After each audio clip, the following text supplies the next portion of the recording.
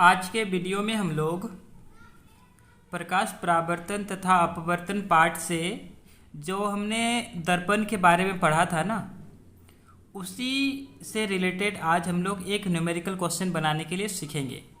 Question क्या है?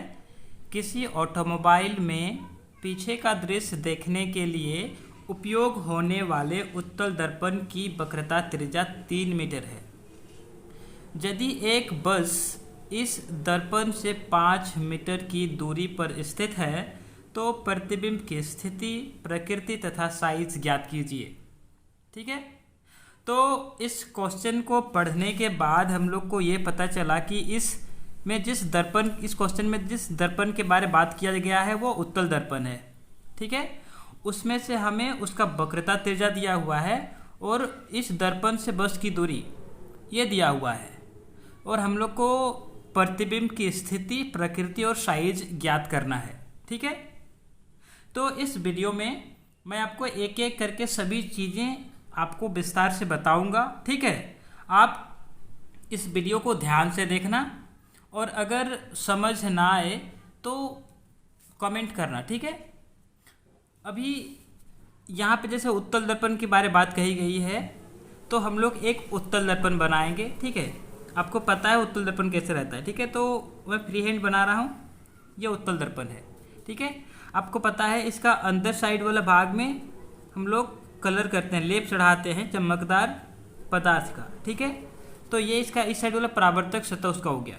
ठीक है, इस पे आपका ये तो इसका एक मुख्य अक्ष बनाएंगे हम लोग। ठीक है, इसका मुख्य अक्ष बनाए हम लोग, तो इस पॉइंट को P बोलते हैं, आपको पता है ध्रुव। यहाँ पे मान लेते हैं इसका फोकस रहेगा और इधर पे इसका हो गया वक्रता त्रिज्या। ठीक है, अब क्या बताया है इसमें, इसकी वक्रता त्रिज्या 3 मीटर है। ठीक है, कहने का मतलब यहाँ से ध्रुव से, ठीक है, इस ध्रुव से जो हम लोग का ये C का यानी कि वक्रता केंद्र का दूरी है, ठीक है, वो उसको वक्रता त्रिज्या बोलते हैं, तो वो है 3 मीटर। ठीक है, जिसको हम लोग R बोलते हैं। R बराबर है +3 मीटर। +3 मीटर इसलिए बता रहा हूँ क्योंकि इससे पिछले वीडियो में हमने सीखा था। ठीक है, यहाँ पे हमने चिन्ह परिपाटी के बारे में सीखा था, जिसमें हम लोग इस मुख्य अक्ष को X अक्ष की तरह मानते हैं, दर्पण को Y अक्ष की तरह मानते हैं, और P से दाहिना साइड की जो दूरियां हैं वो प्लस में लेते हैं, बाएं साइड की दूरियां माइनस में लेते हैं। अगर हाइट की बात करें तो ऊपर प्लस में लेते हैं, नीचे माइनस में लेते हैं। ठीक है, अगर आपको विस्तार से इस चिन्ह परिपाटी के बारे में समझना है तो आप पिछला वीडियो को देख लें। ठीक है, तो ये हम लोग को R दिया हुआ है, यानी कि वक्रता त्रिज्या दिया हुआ है 3 मीटर। साथ में क्या है, बस इस दर्पण से 5 मीटर की दूरी पर स्थित है, मतलब इससे 5 मीटर दूरी पर बस है। मान लेते हैं यहाँ पे कहीं एक बस है। ठीक है, ये मान लेते हैं जो बस की दूरी है, ठीक है, ये बस की दूरी है, ये यहाँ से लेकर कितना है, 5 मीटर है। ठीक है, तो ये जो बस है, ठीक है, ये जो बस है ये क्या है, वस्तु है ना, तो वस्तु दूरी को हम लोग U बोलते हैं, तो U बराबर 5 मीटर दिया हुआ है। लेकिन क्योंकि ये बाएं साइड में है तो इसको हम लोग माइनस में लेंगे। समझ में आ गया, ये U आपका माइनस में हो गया और ये R आपका प्लस में हो गया। ठीक है, अब हम लोग क्वेश्चन को आगे हल करते हैं। ठीक है, तो हम लोग को क्या क्या पता चला, वस्तु दूरी, ठीक है, वस्तु की दूरी जिसको हम लोग क्या बोलते हैं, U बोलते हैं, वो है -5 मीटर। ठीक है, साथ ही हम लोग को वक्रता केंद्र पता है। ठीक है, सॉरी, वक्रता केंद्र तक का दूरी यानी कि वक्रता त्रिज्या पता है, तो वक्रता त्रिज्या हम लोग को पता है।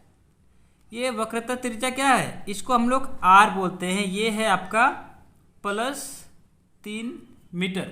ठीक है, तो हम लोग वक्रता त्रिज्या से हम लोग फोकस दूरी निकालेंगे। हम लोग को अगर वक्रता त्रिज्या पता है तो फोकस दूरी क्या होगा, इसका आधा होगा, तो R/2। R कितना है, 3/2 बराबर क्या होगा, ये प्लस में 1.5 मीटर। इतना समझ में आ गया?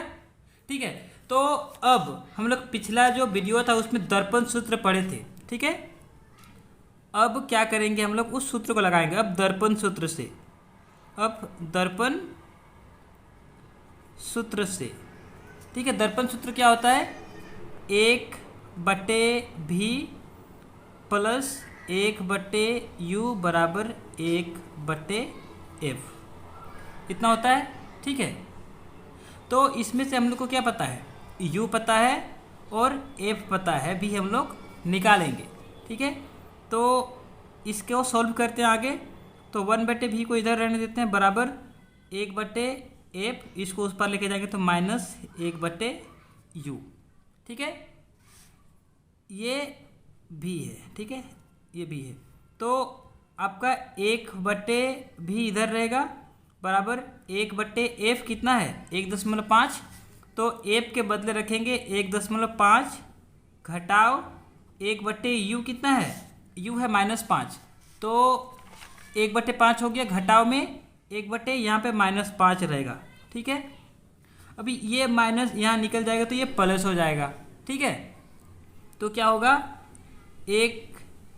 इसको 10 हटा देते हैं तो ये यहाँ पे 10 बन जाएगा। ठीक है, तो ये 10/15 प्लस, क्योंकि ये माइनस माइनस गुना के प्लस हो गया, 1/5। ठीक है, अब हम लोग इसका लोसो लेंगे। ठीक है, इधर पे हम लोग का 1/v साथ में आता रहेगा, तो 15 और 5 का लोसो लेंगे तो 15 होगा।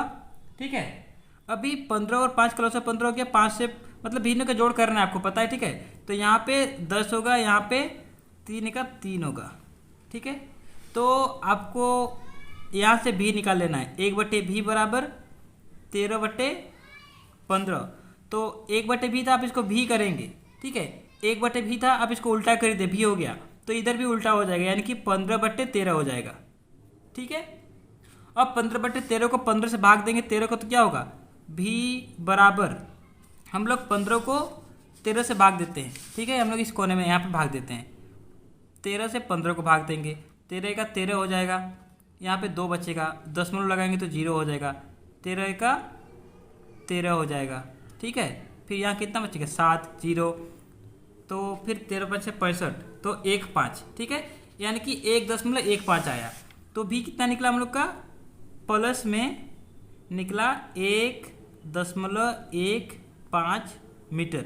ठीक है, अभी ये प्लस में निकलने से क्या पता चला, भी प्लस में है, मतलब भी जो होगा, यानी कि जो u क्या था, u था हम लोग का वस्तु दूरी, तो ये भी क्या है, भी है प्रतिबिंब दूरी, और प्रतिबिंब दूरी प्लस में आ रहा है, कहने का मतलब क्या हुआ, इस दर्पण में जो प्रतिबिंब बनेगा वो इस साइड में बनेगा, दाहिना साइड में, क्योंकि दाहिना साइड में प्लस रहता है। तो हम लोग का कितना, 1.15 मीटर की दूरी पे उसका प्रतिबिंब बनेगा। तो मान लेते हैं इधर से 1.15, ठीक है, ये 1.5 है, तो 1.15 यहाँ कहाँ, यहाँ पे आसपास कहीं पे उस जो गाड़ी है उसका प्रतिबिंब बनेगा। समझ में आया? ठीक है, ये जो दूरी होगा, ये जो हम लोग का भी निकाले हैं, ये कितना है, 1.15 मीटर। ठीक है, तो ये हम लोग को भी पता चला। ठीक है, भी पता चला। अब इस भी, जो भी हम लोग को पता चला, उसके ये जो साइन है प्लस या माइनस, इस चीज़ से हम लोग को ये पता चला कि ये कौन सा साइड में बनेगा। ठीक है, तो ये दाहिना साइड में बनेगा, क्योंकि दाहिना साइड में ये प्लस है। इतना क्लियर हो गया।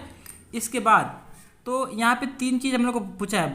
प्रतिबिंब की प्रकृति पूछा है, तो सॉरी स्थिति पूछा है। पहला प्रतिबिंब की स्थिति, तो यहाँ पे हम लोग लिखेंगे अतः क्या होगा, आपको दिख नहीं रहा है, अतः प्रतिबिंब की स्थिति तो क्या होगा, स्थिति क्या होगा, दर्पण के पीछे, दर्पण के पीछे कितना दूरी पर, 1.15 मीटर की दूरी पर। ये पहला आंसर। ठीक है, हम लोग को स्थिति पूछा था, प्रकृति पूछा था, तथा साइज पूछा था। ठीक है, तो स्थिति तो हम लोग को पता चल गया। स्थिति क्या होगा, दर्पण के पीछे बनेगा 1.15 मीटर की दूरी पर। उसके बाद क्या पूछा है, प्रकृति। तो प्रकृति क्या होगा, प्रकृति होगा आपका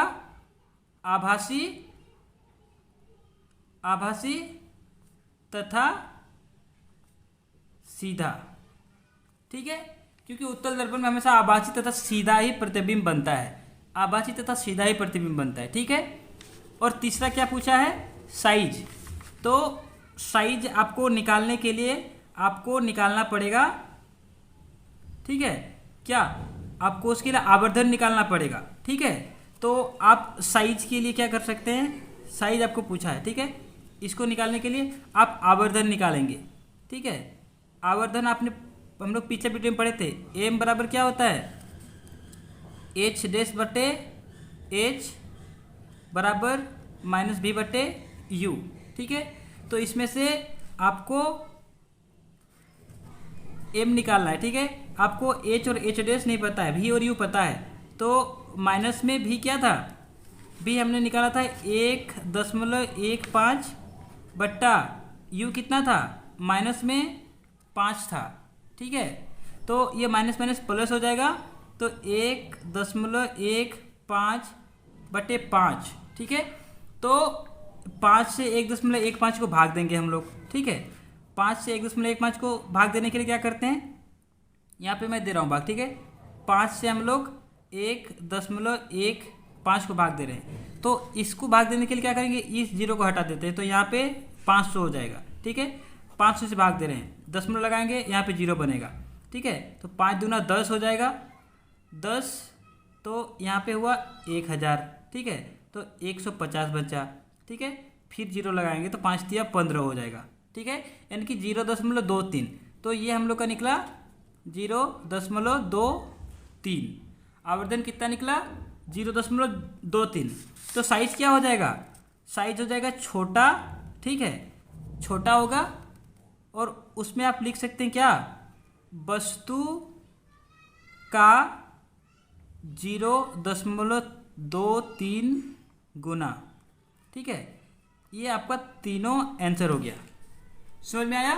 तो इस प्रकार से आपको क्वेश्चंस बनाने हैं। ठीक है, मैं आपको इसके बाद दूसरा भी इस प्रकार से जो न्यूमेरिकल क्वेश्चन रहेगा वो आपको मैं बना के दिखाऊंगा। ठीक है, तो अगर आपको ये सब सीखने में मिल रहा है, ठीक है, तो आप अपने दोस्तों के साथ भी इसे शेयर करें, और जो चीज़ें मैंने आपको सिखाई है शुरू से लेकर अभी तक, मैंने इससे पिछले जो ये फिजिक्स का पहला चैप्टर है, मैंने साइंस के पहले 3 चैप्टर पढ़ाए हुए हैं, फिर इसके बाद फिजिक्स शुरू किया है, तो वो सब चीज़ों को भी आप देखें। ठीक है, उम्मीद है आप लोग को ये पसंद आया होगा। ठीक है, ज़्यादातर लोग क्या करते हैं, ये वीडियोस को यहाँ तक नहीं देखते हैं, तो अगर कोई भी एक भी आदमी यहाँ तक देख रहा है तो मैं उसको थैंक यू बोलना चाहता हूँ। Okay, thank you.